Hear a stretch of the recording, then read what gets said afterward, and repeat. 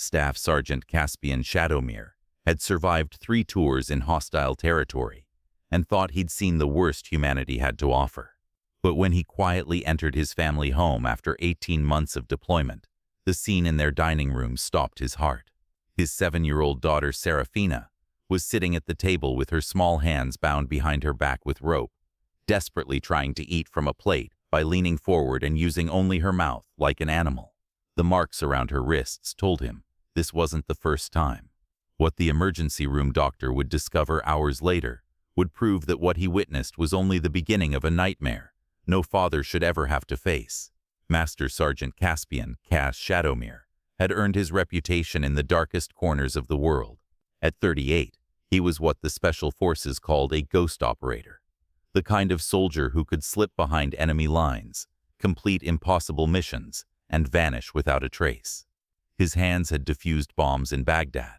His eyes had seen things that would break lesser men, and his mind had calculated life and death decisions in milliseconds.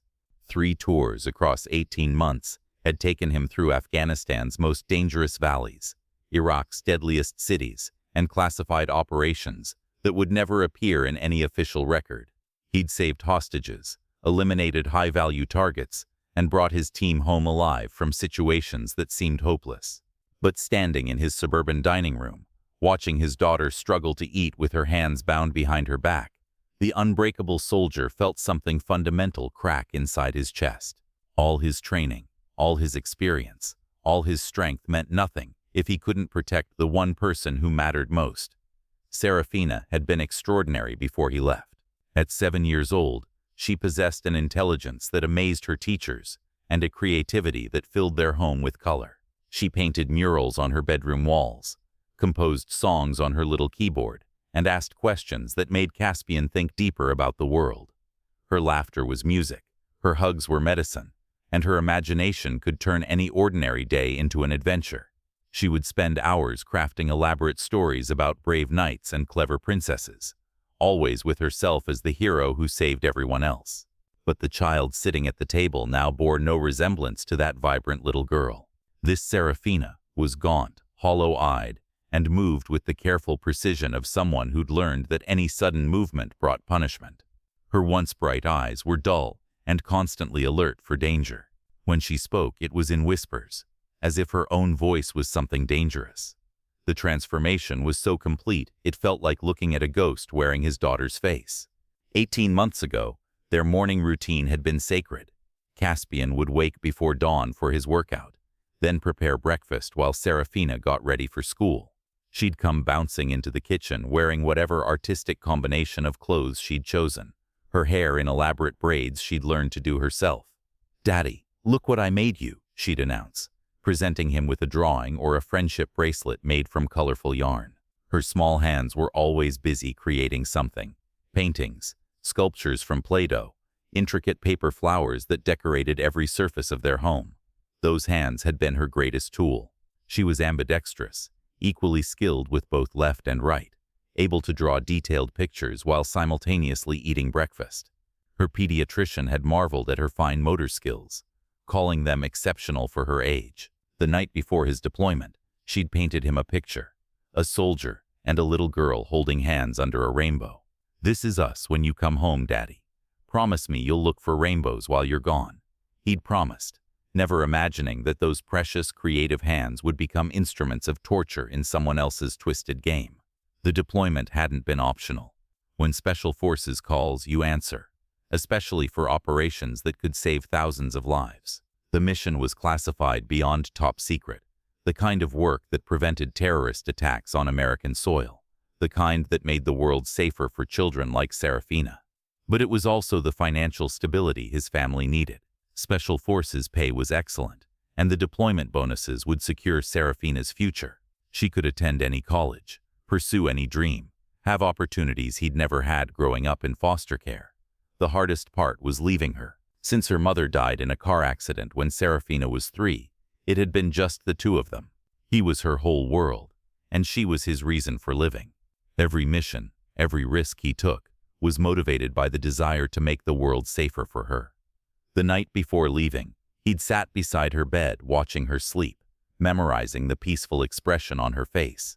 She looked so safe, so protected in their home. He'd built this life for her, the house with the white picket fence, the neighborhood where kids played in the streets, the security that came from being an American military family. He never imagined that safety was an illusion. Finding Delilah Ravenclaw had seemed like divine intervention. She appeared in their lives exactly when they needed her most. A former military spouse who understood the demands of service, with impeccable credentials and a warmth that immediately won Serafina over. "I lost my husband in Afghanistan 2 years ago," she'd explained during their first meeting, her eyes appropriately moist with grief. "Caring for military children is my way of honoring his memory. Serafina will be more than safe with me, Sergeant Shadowmere. I'll love her like my own daughter." Her references were flawless.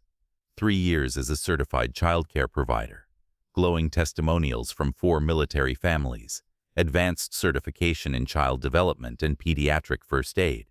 She even had a master's degree in elementary education from Northwestern University. More importantly, Serafina adored her instantly. Delilah knew every Disney princess movie, could braid hair into elaborate designs, and promised to continue all of Serafina's art projects while Caspian was away. "Daddy," Serafina had whispered on his last night home, "Miss Delilah says she'll teach me to paint with watercolors. Real ones, like grown-up artists use." He'd signed the guardianship paperwork without hesitation, grateful beyond measure that his daughter would be in such loving, capable hands. The background check was thorough, the contracts were detailed, and every precaution was taken. On paper, it was perfect. In reality, it was the beginning of hell. The transformation began exactly 6 hours after Caspian's flight left American airspace. Delilah's maternal warmth evaporated the moment Serafina's tears at the airport dried. The woman who'd spent weeks charming them both with homemade cookies and bedtime stories revealed her true nature: cold, calculating, and devoid of human empathy. "Listen carefully, little girl," Delilah said, her voice now sharp as broken glass. "Your father is gone, and I'm in charge now. The first rule is simple. You do exactly what I say, when I say it, how I say it. No questions, no hesitation, no mistakes." When Serafina, confused and still processing her father's departure, asked why Miss Delilah sounded different, the response was swift and brutal, a sharp slap across her face that left her cheeks stinging, and her world suddenly, terrifyingly different. "The second rule," Delilah continued as Serafina held her burning cheek, "is that you never, ever question me again." Within 48 hours, Serafina learned that her hands, those wonderful, creative, expressive hands that had brought her so much joy, were now considered weapons that needed to be contained. "Your hands cause trouble," Delilah announced on the 3rd day, producing a length of rough rope. "They touch things they shouldn't. They make messes. They get in the way. From now on, they need to be controlled." The hand binding became a daily ritual, as regular and inevitable as sunrise. Each morning, Delilah would tie Serafina's wrists behind her back with methodical precision, tight enough to restrict movement and cut circulation, but not so tight as to leave permanent marks that would be immediately visible to outsiders. "Animals don't use their hands to eat," Delilah would say as she forced Serafina to lap food from a plate like a dog. "And since you act like an animal, you'll eat like one." The psychological torture was equally methodical. Delilah would call her "it" instead of using her name. She was forbidden to speak unless spoken to, forbidden to make eye contact, forbidden to show any emotion beyond absolute submission. Each degradation came with the same justification: "This is what you deserve. This is what you are." The physical abuse escalated with calculated cruelty. When Serafina struggled against the ropes, they were tied tighter. When she cried, she was locked in the basement. When she begged to call her father, she was reminded that Daddy doesn't want to hear from bad little girls. The rope burns on her wrists deepened from red welts to open wounds to infected sores that never had time to heal. But the cruelest torture was the complete isolation from everything that had once brought her joy. Her art supplies were locked away. Her books were removed. Her toys were donated to children who deserved them. All that remained was pain, rope, and the desperate hope that her father would somehow, someday, come home and make it stop. Mrs. Eleanor Brightfeather, the elderly neighbor who'd lived next door for 25 years, was the first to notice something was wrong. She'd always enjoyed watching Serafina play in the backyard, the little girl's artistic projects spread across the grass like colorful treasures. But after Caspian left, the backyard became empty. No more sidewalk chalk art, no more elaborate fairy houses built from twigs and flowers. The swing set sat unused, the sandbox remained covered, and the house itself seemed to hold its breath. Once, Mrs. Brightfeather thought she glimpsed Serafina through the kitchen window. A small figure hunched over something at the table. But when she looked again, the curtains were drawn shut, and they stayed that way for days. At Lincoln Elementary School, Serafina's teacher, Mrs. Victoria Goldenheart, watched with growing alarm as her star student transformed into a hollow shell. The girl who'd once raised her hand eagerly for every question, now sat motionless and silent. Her artwork, formerly bursting with color and imagination, became gray scribbles if she produced anything at all. Most troubling was the change in her hands. Serafina, who'd been ambidextrous and proud of her artistic abilities, now held pencils awkwardly and seemed reluctant to use her hands for anything. She kept her arms close to her body, her sleeves pulled down over her wrists, and flinched whenever anyone reached toward her. During lunch, Mrs. Goldenheart noticed that Serafina never brought food from home and never asked to buy lunch. When offered help, she would mumble that she wasn't allowed to eat with her hands, a statement so bizarre that the teacher wondered if she'd misheard. An anonymous call to Child Protective Services reported concerns about a military child on Maple Street, but it was dismissed as a prank call. 3 different agencies received similar tips, and all were ignored. Meanwhile, Serafina disappeared further into herself, becoming invisible even while sitting in plain sight. 3,000 miles away, Caspian felt wrongness in every fiber of his being. Their weekly video calls, once the highlight of both their weeks, had become exercises in frustration and mounting dread. Serafina, who used to chatter excitedly about school projects and friends, now sat rigid and silent while Delilah answered questions for her. His daughter's hands were never visible during these calls, always positioned behind her back or hidden beneath the table. "She's just tired," Delilah would explain whenever Caspian asked why Serafina seemed so withdrawn. "You know how overwhelming school can be for sensitive children." But Caspian knew his daughter. He'd raised her alone for 4 years, knew every expression, every gesture, every tell. The child on the screen might look like Serafina, but she moved like a prisoner, careful, controlled, constantly seeking permission with her eyes before speaking. His special forces training had taught him to trust his instincts, and every instinct screamed that something was catastrophically wrong. He started asking pointed questions. "Sarah, are you eating well? Are you sleeping okay? Show me what you're working on in art class." Each question earned the same hollow response. "Everything's fine, Daddy. Miss Delilah takes good care of me." But her eyes told a different story. They held a desperate, haunted quality that made his chest tight with panic. She was trying to communicate something without words, sending him messages through the screen that she apparently couldn't voice. When he requested emergency leave, his commanding officer took one look at his face and didn't ask questions. "Your head's not in the mission, Shadowmere," Colonel James Morrison said, "and a distracted operator gets people killed. Go home, find out what's wrong, come back when you're ready to fight again." The flight home was 18 hours of pure torture. Caspian's mind raced through every possibility, each scenario more horrific than the last. His military training had taught him to prepare for worst-case scenarios, but nothing had prepared him for the growing certainty that his daughter was in immediate danger. He'd deliberately not called ahead, planning to surprise Serafina with an early homecoming. Now that decision felt like a tactical error. What if his sudden appearance frightened her? What if 18 months apart had severed their bond? What if she'd forgotten him entirely? During the layover in Dallas, he called his old partner, Staff Sergeant Marcus Steele, who was between deployments. "Something's wrong, Marcus," Caspian said, his voice hollow. "I can feel it in my bones. My daughter, she's not the same kid I left 18 months ago." "Kids change, brother," Marcus replied, but his voice was concerned.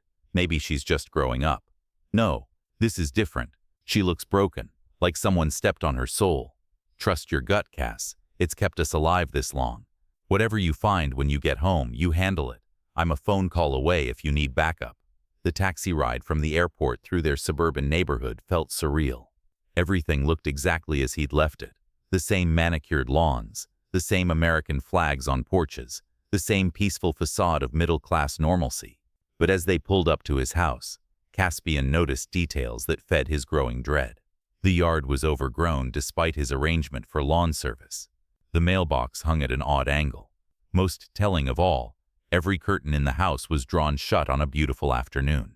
He paid the driver and stood on the sidewalk, gathering his courage for whatever waited inside. Caspian entered through the back door, his key still working in the lock that should have been changed for security. The house felt different, colder, despite the warm day.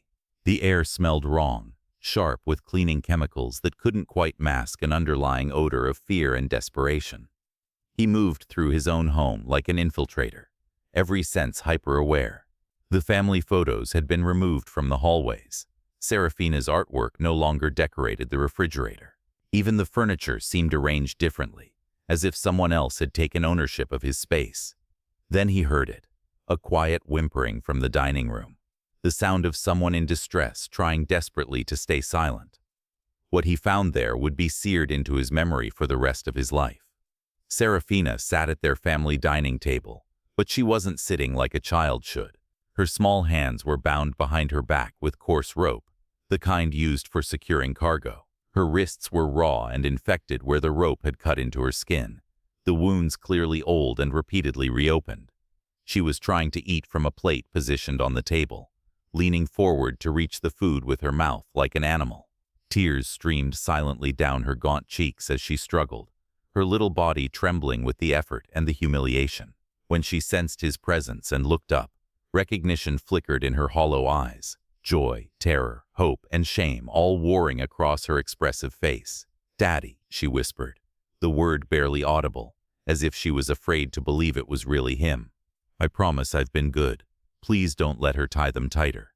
Those words hit him like a sniper's bullet, precise, devastating, and life-changing.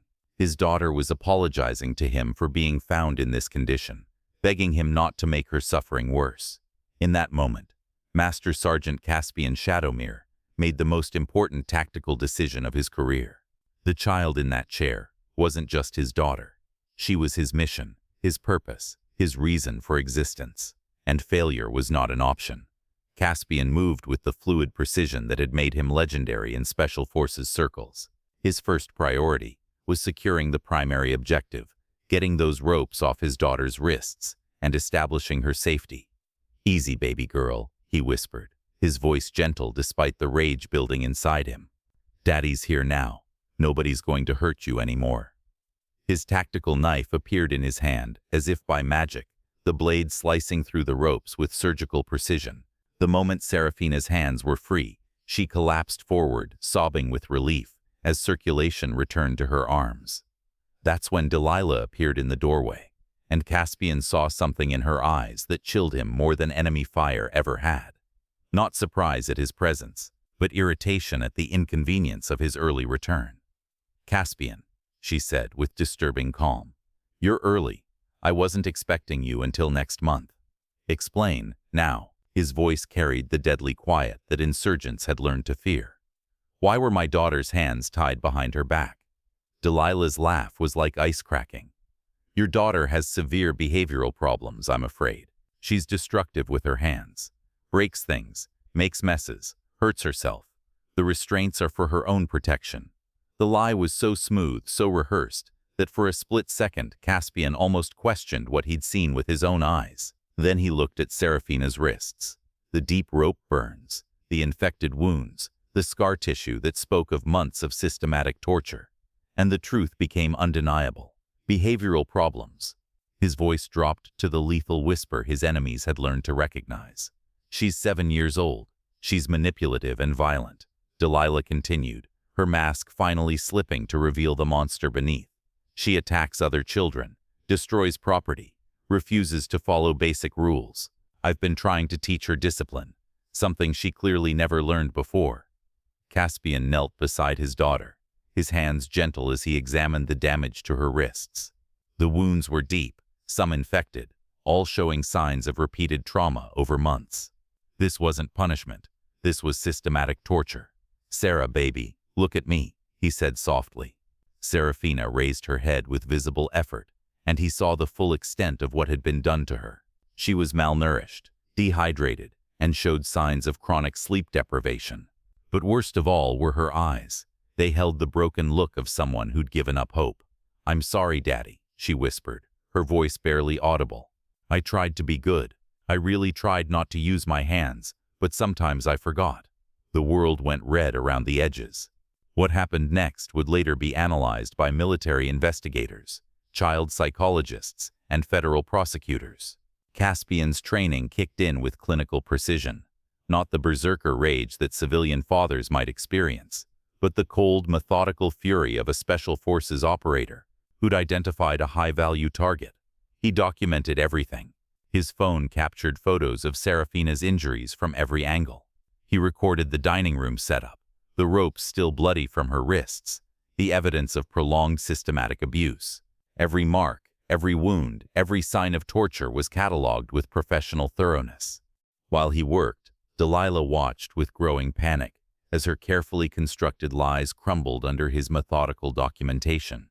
"You can't prove anything," she said, but her voice had lost its earlier confidence. "It's your word against mine. And I have 18 months of exemplary childcare records." "Actually," Caspian replied, without looking up from his camera, "you have 18 months of documented child torture, fraud of military family benefits, and conspiracy to commit aggravated assault on a minor." He'd already spotted the stack of uncashed military support checks on the counter. Payments meant to ensure Serafina's care that had clearly been diverted for personal use. That's when Delilah made her fatal mistake, perhaps thinking to use the child as leverage, or maybe just acting on pure malicious instinct. She lunged toward Serafina. She never made contact. Caspian intercepted her with fluid efficiency, applying a restraint hold that left her immobilized but unharmed. His voice was soft, almost gentle. Don't give me a reason to forget I'm not in a war zone." The 911 call brought 2 patrol units, an ambulance, and a Child Protective Services investigator within 8 minutes. By then, Caspian had Serafina wrapped in a clean blanket from his deployment bag, the first soft fabric she'd felt in months. Detective Sarah Chen, a 15-year veteran who'd worked hundreds of abuse cases, later said she'd never seen evidence so thoroughly documented by a civilian. Caspian's military precision had created an airtight case before the first responder arrived. The paramedics took one look at Serafina's wrists and immediately prepared for emergency transport. "These wounds need immediate medical attention," the lead EMT announced. "Some of these cuts are infected down to the bone." At the emergency room, Dr. Rebecca Martinez, head of pediatric medicine, conducted the most thorough examination of her career. What she found would haunt her dreams for months afterward. The damage wasn't limited to Serafina's wrists. X-rays revealed multiple healed fractures in her hands and fingers, evidence of repeated trauma over months. Nerve damage had affected her fine motor control. The artistic ability that had once been her greatest joy was now severely compromised. "This wasn't punishment," Dr. Martinez told the assembled investigators. "This was systematic torture designed to destroy this child's most precious gift, her creativity and dexterity. Someone wanted to break her spirit by taking away the thing that made her most herself." Word spread through the Special Forces community with the speed of tactical communications. Within hours, Caspian's unit, still deployed overseas, had pooled resources to hire the most aggressive civilian attorney available. Other military families who'd used Delilah's services began coming forward with their own horror stories. Mrs. Brightfeather organized the neighborhood standing vigil outside the courthouse with signs reading, "Protect our military children." The local VFW post established a fund for Serafina's medical care and long-term rehabilitation. Most importantly, Dr. Lisa Thornfield, a child psychologist who specialized in trauma recovery, volunteered her services after seeing the case on national news. "This little girl is going to need years of specialized care to recover from what was done to her," she announced. "But children are remarkably resilient. With the right support, she can heal." Delilah's trial lasted 1 day. The prosecution presented evidence so overwhelming that her court-appointed attorney advised immediate guilty plea negotiations. She was sentenced to 25 years in federal prison with no possibility of parole, plus mandatory registration as a child abuser upon release. But more than legal justice, there was social reckoning. Her name became synonymous with the betrayal of military families. The background check system that had failed to detect her psychological profile was completely overhauled. New federal legislation, dubbed Serafina's Law, established mandatory psychological evaluations for all military childcare providers. The most satisfying justice, however, was personal. Serafina never had to testify. Caspian's documentation spoke louder than any child's testimony could have. Recovery was measured in microscopic victories. The first time Serafina held a crayon without flinching, Caspian cried. When she painted her first picture since his return, a simple flower in watercolors, he framed it like it was the Mona Lisa. Dr. Thornfield worked with them both, helping Caspian understand the depth of trauma, while teaching Serafina that her hands were tools of creation, not weapons to be restrained. Physical therapy slowly restored strength and flexibility to her damaged wrists. There were setbacks, nights when she woke screaming, days when she reverted to eating without using her hands, moments when she unconsciously put her arms behind her back, as if expecting restraints. But there were breakthroughs too. The day she laughed at his terrible jokes, the afternoon she asked to paint together, the morning she hugged him without trembling. 1 year later, Caspian had taken early retirement from Special Forces. His daughter needed him more than the military did, and for the first time in his adult life, the choice was easy. They moved to a small coastal town where nobody knew their story. Caspian found work as a security consultant, jobs that let him work from home and be present for every moment of Serafina's continued healing. She started at a new school where her teacher, Mrs. Angela Brightwater, had been specially trained in trauma-informed education. Slowly, carefully, Serafina began to bloom again. Her artwork returned first, tentative sketches that grew bolder and more colorful with each passing week.